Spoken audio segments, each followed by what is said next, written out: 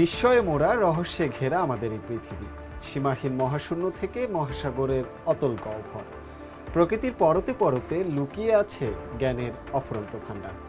দূর দূরান্তের মহাবিশ্বের অপার রহস্য, অন্যদিকে অণুজীবের জটিল জগৎ। এই দুই বিপরীত স্রোত বয়ে আনছে বিস্ময়ের ধারাবাহিকতা। আধুনিক বিজ্ঞান প্রতিনিয়ত উন্মোচন করে চলেছে প্রকৃতির সেই অজানা জগৎকে। নতুন আবিষ্কার আর উদ্ভাবনের হাত ধরে আমরা পৌঁছে যাচ্ছি প্রকৃতি আর মহাবিশ্বের বিস্ময় গাথার দোরগোড়ায়। অজানা সে জগৎ সম্পর্কে জানতে এবং জানাতে আমাদের নিয়মিত আয়োজন বিজ্ঞান ও প্রকৃতি। আপনাদের সঙ্গে আছি আমি হোসনে মোবারক সৌরভ এবং আমি শুভ আনন্দ। দর্শক, শুরুতেই বিজ্ঞান ও প্রযুক্তি।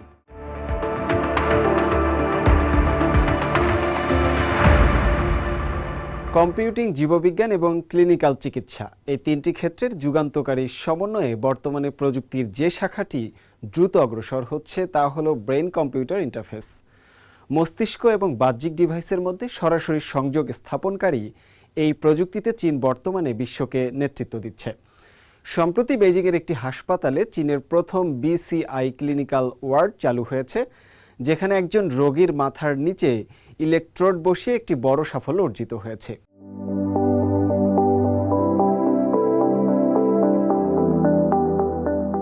চীনের প্রযুক্তিগত উন্নয়ন কেবল বৈদ্যুতিক গাড়ি, যন্ত্রপাতি কিংবা রোবটের মাঝেই সীমাবদ্ধ নেই। মানুষের মস্তিষ্ক সংক্রান্ত প্রযুক্তি বা ব্রেইন কম্পিউটার ইন্টারফেস তথা BCI-তেও এখন চীন বিশ্বে নেতৃত্ব দিচ্ছে।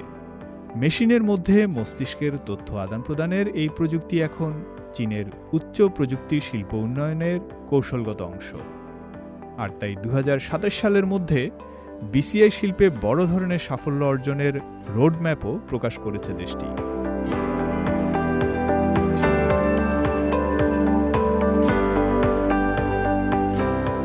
এই ধারাবাহিকতায় বেইজিংয়ের থিয়ানথান হাসপাতাল চলতি বছর প্রথমবারের মতো BCI clinical and translational ward চালু করেছে। সেখানে BCI প্রযুক্তিতে 50 বছর বয়সী এক রোগীর সফল চিকিৎসা সম্পন্ন হয়েছে সম্প্রতি। 2 বছর আগে ব্রেইন হ্যামারেজে আক্রান্ত হয়ে যার শরীরের বাম পাশ প্যারালাইজড হয়ে গিয়েছিল।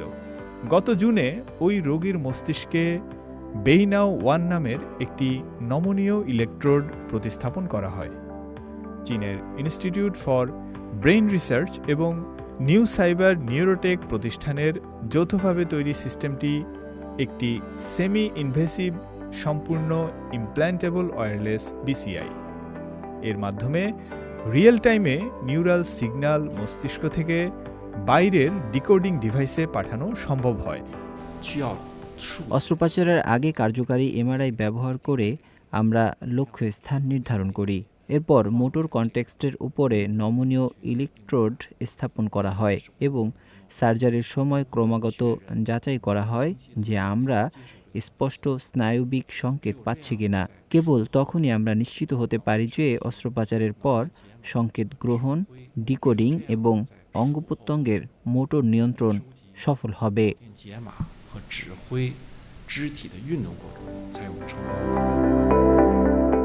অস্ত্রোপচারের পর বিশেষ প্রশিক্ষণ প্রক্রিয়ায় রোগীর নিউরাল সিগন্যাল অ্যালগরিদমের মাধ্যমে বাইরের ডিভাইস নিয়ন্ত্রণে ব্যবহার করা হয়, যা রোগীর পুনর্বাসনে বেশ কাজে আসে।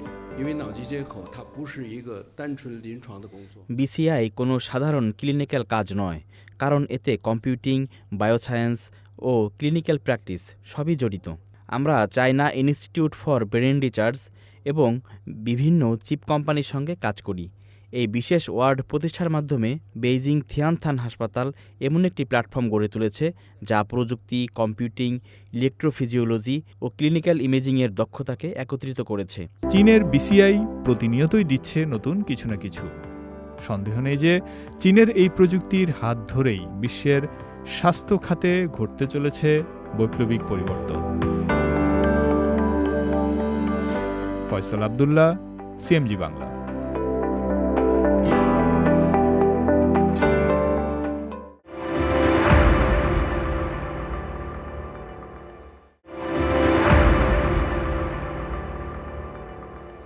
সাম্প্রতিক গবেষণায় প্রথমবারের মতো থোরিয়াম থেকে ইউরেনিয়াম রূপান্তরে সফল হয়েছে চীন, যা ভবিষ্যতের নিরাপদ ও টেকসই পারমাণবিক জ্বালানি ব্যবহারে নতুন দিগন্ত খুলে দিচ্ছে।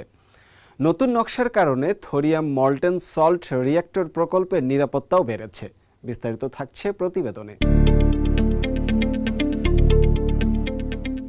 বিশ্বে এখন কার্যকর থোরিয়াম মল্টেন সল্ট রিঅ্যাক্টর বা টিএমএসআরটি আছে শুধু চীনে। চীনা প্রকৌশলীদের উদ্ভাবনী নকশা ও ধারণার হাত ধরে নিরাপদেই পরিচালিত হচ্ছে রিঅ্যাক্টরটি। সম্প্রতি চীনের বিজ্ঞান একাডেমির Shanghai institute of applied physics বা SINAP জানায়, এই রিঅ্যাক্টরে প্রথমবারের মতো সফলভাবে থোরিয়াম থেকে ইউরেনিয়াম রূপান্তর প্রক্রিয়া অর্জন করা সম্ভব হয়েছে, যা পারমাণবিক চুল্লির বিকাশে একটি গুরুত্বপূর্ণ প্রযুক্তিগত মাইলফলক। রেডিও অ্যাক্টিভ বা তেজস্ক্রিয় পদার্থের সম্ভাব্য লিকেজ ঠেকাতে বিজ্ঞানীরা রিঅ্যাক্টরটির মূল অংশ, জ্বালানি সল্ট পাম্প এবং হিট এক্সচেঞ্জার সবগুলোকে একটি মূল রিঅ্যাক্টর ভেসেলের ভেতর সংযুক্ত করে তৈরি করেছেন একটি সমন্বিত কাঠামো। চীনের এই মল্টেন সল্ট রিঅ্যাক্টর হল চতুর্থ প্রজন্মের উন্নত নিউক্লিয়ার শক্তি প্রযুক্তি। এতে উচ্চ তাপমাত্রার গলিত লবণকে শীতলীকরণ উপাদান বা কুলেন্ট হিসেবে ব্যবহার করা হয়। এর কিছু সুবিধা হল এতে পানি ছাড়াই কুলিং করা সম্ভব এবং এতে উচ্চ চাপ তৈরি হয় না, তাই বিস্ফোরণের ঝুঁকিও কম। আবার এতে উচ্চ তাপমাত্রার বিদ্যুৎ উৎপাদন সম্ভব এবং এই রিঅ্যাক্টরটি নিজেই নিজের নিরাপত্তা বজায় রাখতে পারে। চীনা গবেষকরা জানান, যেহেতু এটি বায়ুমণ্ডলীয় চাপেই চলে, তাই উচ্চ চাপে চালিত রিঅ্যাক্টরের মতো ফেটে যাওয়ার ঝুঁকি নেই। আর মল্টেন সল্ট কুলেন্ট উচ্চ তাপেও রিঅ্যাক্টরের মূল অংশ গলে যাওয়া থেকে রক্ষা করে। যদি কোনো বড় দুর্ঘটনা ঘটেও থাকে, তবে এতে খুব সামান্য তেজস্ক্রিয় পদার্থ নির্গত হতে পারে, কারণ স্বাভাবিক কাজ চলাকালেই এসব উপজাত দ্রব্য বিশেষ প্রক্রিয়ায় নিয়ন্ত্রিত থাকে। চীনের এই অর্জন বৃহৎ পরিসরে থোরিয়াম ব্যবহার করে ভবিষ্যৎ পরমাণু শক্তি উৎপাদনের পথও সুগম করেছে। এটি বিশ্বের প্রথম রিঅ্যাক্টর যেখানে থোরিয়াম ব্যবহার করে থোরিয়াম ইউরেনিয়াম রূপান্তর সম্ভব হলো। এটি প্রমাণ করল আমাদের থোরিয়াম সম্পদ ব্যবহারযোগ্য ও টেকসই। ভবিষ্যতে ডেমো রিঅ্যাক্ট ও বাণিজ্যিক উন্নয়নের ভিত্তিও তৈরি হলো। চীনের এই প্রযুক্তি সৌরশক্তি, বায়ুশক্তি, উচ্চ তাপমাত্রার শক্তি সঞ্চয়, হাইড্রোজেন উৎপাদন, কয়লা ও পেট্রোকেমিক্যাল শিল্পের সঙ্গে সমন্বয় করে একটি কম কার্বন নির্গমনের সমন্বিত সিস্টেম গড়ে তুলতে পারে। প্রকল্পটির লক্ষ্য 2035 সালের মধ্যে 100 মেগাওয়াট ক্ষমতার একটি ডেমো রিঅ্যাক্টর তৈরি এবং সেটাকে বাস্তবে ব্যবহারের পর্যায়ে নিয়ে আসা। ফয়সাল আব্দুল্লাহ, CMG বাংলা। এবার গ্রাম প্রকৃতি।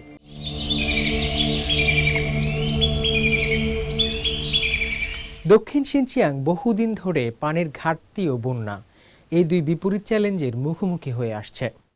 এই বাস্তবতা বদলে দিতে দ্রুত এগিয়ে চলছে বিশাল জলনিয়ন্ত্রণ উদ্যোগ তাশেশিয়া ওয়াটার কন্ট্রোল প্রজেক্ট। এই প্রকল্প বাস্তবায়িত হলে শুধু দীর্ঘদিনের পানি সংকটই দূর হবে না, বরং বন্যা নিয়ন্ত্রণ, সেচ ব্যবস্থার উন্নয়ন থেকে শুরু করে বিদ্যুৎ উৎপাদন সব ক্ষেত্রেই এটি গুরুত্বপূর্ণ ভূমিকা রাখবে।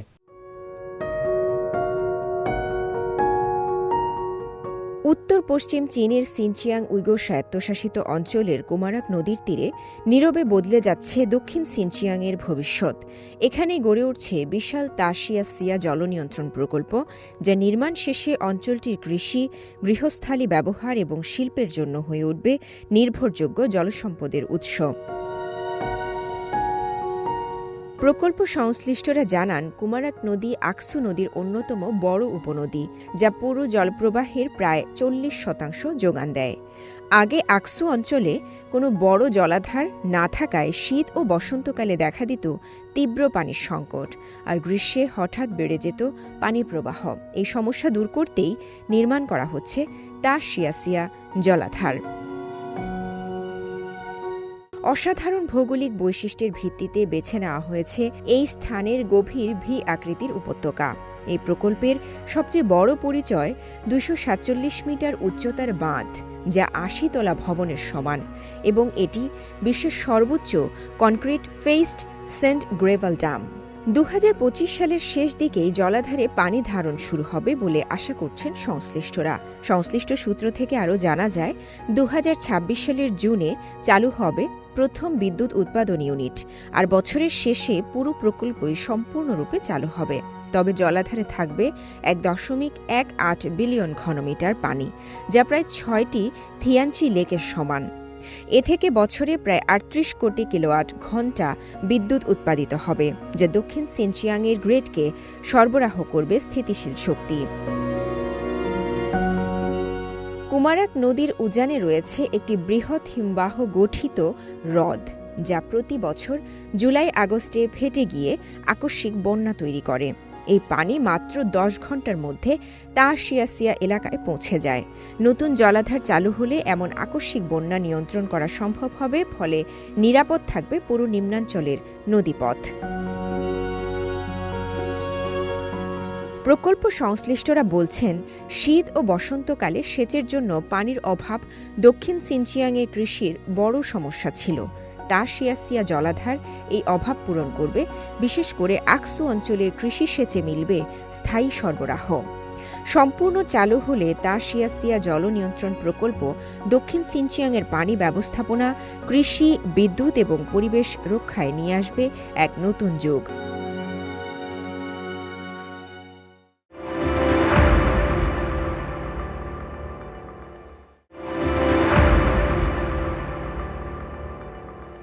চীনের ছিনলিং পর্বতমালায় বসন্তকাল সাধারণত গোল্ডেন স্নাব-নোজড বানর পরিবারে নতুন সদস্যের আগমনী বার্তা নিয়ে আসে।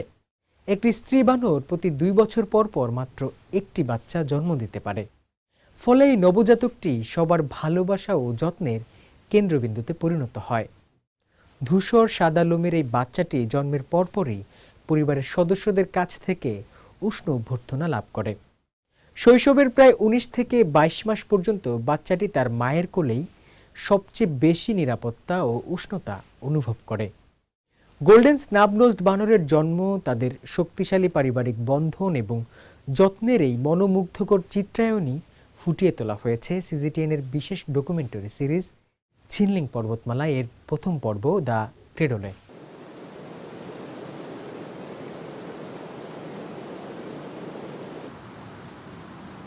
ক্যালেন্ডারে যখন মার্চ, তখন মৃদু বাতাস নিয়ে আসে আশার বার্তা। ছিনলিং পাহাড়ে জন্ম নিতে শুরু করেছে অসংখ্য নতুন জীবন। সদ্যজাত বানরটির সামনেও উন্মোচিত হচ্ছে একটি নতুন দুনিয়া, কিন্তু চারপাশটা ভালোভাবে দেখার আগেই অনেকগুলো মুখ তাকে ঘিরে ধরে, যা তার কাছে দুনিয়াটিকে করে তোলে আরো চোখ ধাঁধানো। সবাই জড়ো হচ্ছে ঝাঁকে ঝাঁকে, আর পরিবারের নতুন সদস্যকে স্বাগত জানাতে এভাবে জড়ো হওয়াটাই গোল্ডেন স্নাব-নোজড বানরদের রীতি। এটাই তাদের কাছে পারিবারিক ভালোবাসা ও যত্নের প্রকাশ।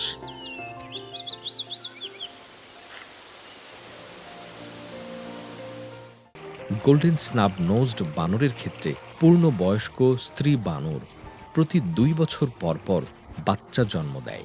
গর্ভকালীন সময় থাকে প্রায় ৬ মাস। একবারে জন্ম হয় একটি বাচ্চার। এই কারণে নবজাতকটির দিকে থাকে পুরো পরিবারের নজর। নতুন অতিথি হয়ে ওঠে সবার প্রিয়। নবজাতকের ওজন ১ কেজির কম হলে দেখতে কিছুটা দুর্বল হয়। শরীর ধূসর সাদা চুলে ঢাকা থাকে। এই সময় এটিকে অন্যদের চেয়ে আলাদা দেখায়। তবে এই আলাদা রঙের কারণে পরিবারের ভালোবাসা কিন্তু কখনোই কমে যায় না। ভাই বোনেরা নবজাতকের প্রতি বেশ আগ্রহী থাকে। তারা সব সময় তার মায়ের কাছে যাওয়ার জন্য নানা উপায় খুঁজতে থাকে। তবে এই অতিরিক্ত আগ্রহের পেছনে থাকে কিছু উদ্দেশ্য। পৃথিবীতে নতুন, তাই ভাই বোনদের এত উৎসাহ ও কৌতূহল অনেক সময় নবজাতকের জন্য অসহনীয় হয়ে ওঠে। আর আগ্রহী খালা ফুপুর ব্যাপারেও তার মাকে সতর্ক থাকতে হয়, কারণ সবাই তো আর ঠিকভাবে বাচ্চার দেখাশোনা করতে পারে না। এই দলে একজন মায়ের মর্যাদা তার সন্তানের উপর নির্ভর করে।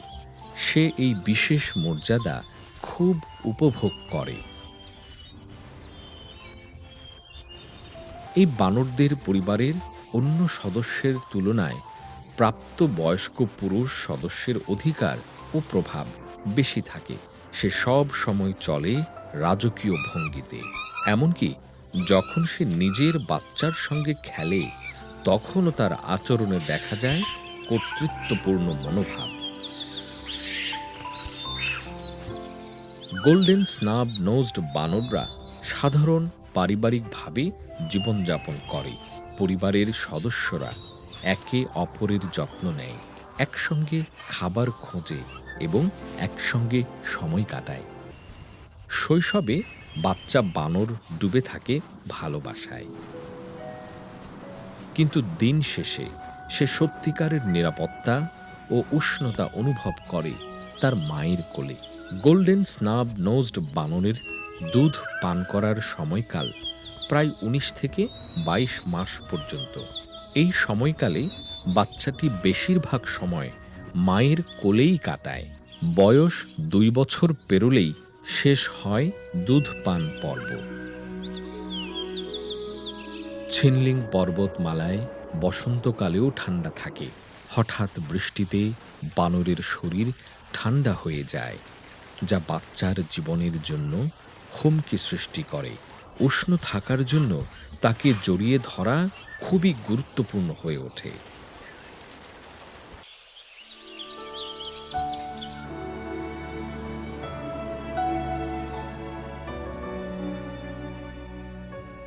মায়ের কোলের উষ্ণতা এবং পুরো পরিবারের যত্ন নবজাতকের জন্য স্নেহপূর্ণ দোলনার মতো। দর্শক, সামনে অপেক্ষা করছে আরো বহু বিষয়, আরো না বলা কথা। আজকের মতো এটুকুই। আবারও ফিরে আসবো আগামী সপ্তাহে প্রাণ, প্রকৃতি আর বিজ্ঞানের নতুন আলো নিয়ে। সেই পর্যন্ত সুস্থ থাকুন, ভালো থাকুন, ভালোবাসুন বিজ্ঞানকে, সঙ্গে থাকুন প্রকৃতির। ধন্যবাদ।